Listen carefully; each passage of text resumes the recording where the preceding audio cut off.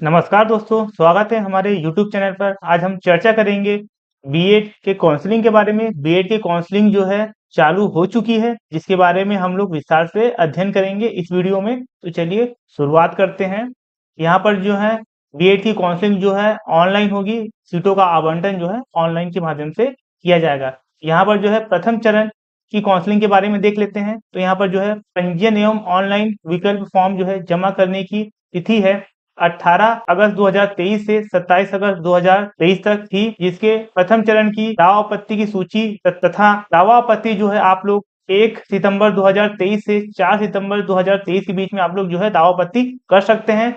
इसके प्रथम चरण की जो है प्रथम लिस्ट जो है 6 सितंबर 2023 को जारी कर दी जाएगी। आप लोग जो है कौन कौन सा कॉलेज आप लोगों को प्राप्त हुआ है, यह जो है आप लोग महाविद्यालयों में प्रवेश के लिए निर्धारित तिथि जो है 6 सितंबर 2023 से 13 सितंबर 2023 तक आप लोग कर सकते हैं। यहाँ पर रिक्त सीटों की जानकारी जो है आप लोग जो है 14 सितंबर 2023 तक प्राप्त कर सकते हैं। प्रथम चरण की द्वितीय सूची दावापत्ति के लिए जारी करना एवं दावापत्ति जो है 19/9/2023 से 20/9/2023 तक आप लोग कर सकते हैं। प्रथम चरण की द्वितीय सूची जो है 22 सितंबर 2023 को जारी कर दी जाएगी तथा प्रथम चरण की द्वितीय सूची में आवंटित अभ्यर्थी द्वारा महाविद्यालयों में प्रवेश के लिए निर्धारित तिथि है 22 सितंबर 2023 से 27 सितंबर 2023। कहने का मतलब आप लोगों को सीट अलॉटमेंट हो जाता है, तो आप लोग जो है 22 सितंबर से 27 सितंबर तक जो है आप लोग एडमिशन ले सकते हैं तथा रिक्त सीटों के बारे में जानकारी आप लोग जो है 29 सितंबर 2023 को आप लोगों को प्राप्त हो जाएगी। यहाँ पर द्वितीय चरण के काउंसलिंग के बारे में बात करते हैं। तो यहाँ पर भी पंजीयन एवं ऑनलाइन विकल्प फॉर्म जमा करने की तिथि जो है 30 सितंबर से लेकर 5 अक्टूबर 2023 तक होगी तथा द्वितीय चरण की जो है प्रथम सूची दावा आपत्ति के लिए जारी करना एवं दावा आपत्ति जो है 9 अक्टूबर 2023 से 10 अक्टूबर 2023 तक रहेगी तथा द्वितीय चरण की जो है सेकंड काउंसलिंग की फर्स्ट लिस्ट जो है आप लोगों को 12 अक्टूबर 2023 तक जारी कर दी जाएगी। आप लोग जो है आवंटित अभ्यर्थी द्वारा महाविद्यालय में प्रवेश के लिए निर्धारित तिथि है 12 अक्टूबर 2023 से 17 अक्टूबर 2023 तक आप लोग एडमिशन ले सकते हैं तथा जो है रिक्त सीटों के बारे में जानकारी आप लोगों को 18 अक्टूबर को मिल जाएगी। यहाँ पर द्वितीय चरण की दूसरी सूची दावापत्ति के लिए जारी करना एवं दावापत्ति जो है 20 अक्टूबर से 23 अक्टूबर के बीच में कर सकते हैं तथा द्वितीय चरण की दूसरी सूची जो है 26 अक्टूबर 2023 को जारी कर दी जाएगी।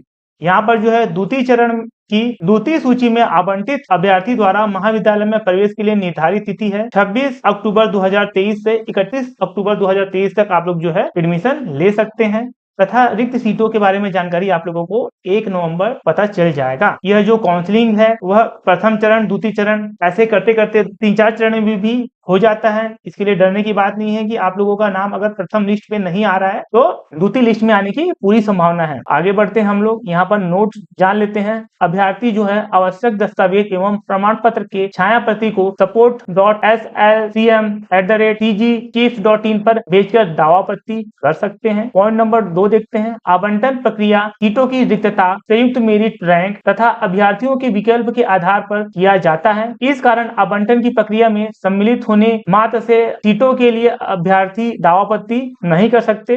पॉइंट नंबर 3 देख लेते हैं। सीटों में राज्य में आरक्षण जो चल रहा है उसके आधार पर जो है आरक्षण का नियम जो है लागू रहेगा।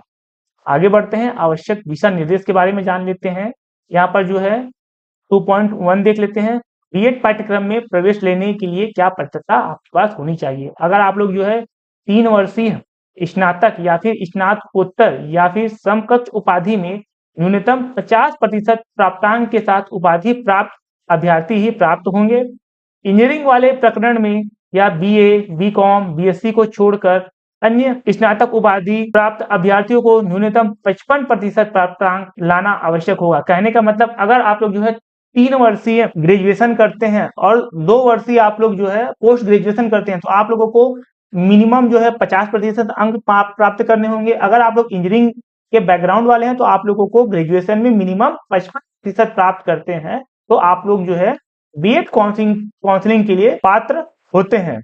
आगे बढ़ते हैं। यहाँ पर पॉइंट नंबर 2.2 देख लेते हैं। बीएड पाठ्यक्रम में प्रवेश के लिए मेरिट का निर्धारण प्री बीएड परीक्षा 2023 के प्राप्तांक के आधार पर व्यापम द्वारा जारी संयुक्त मेरिट क्रम के अनुसार पर किया जाता है।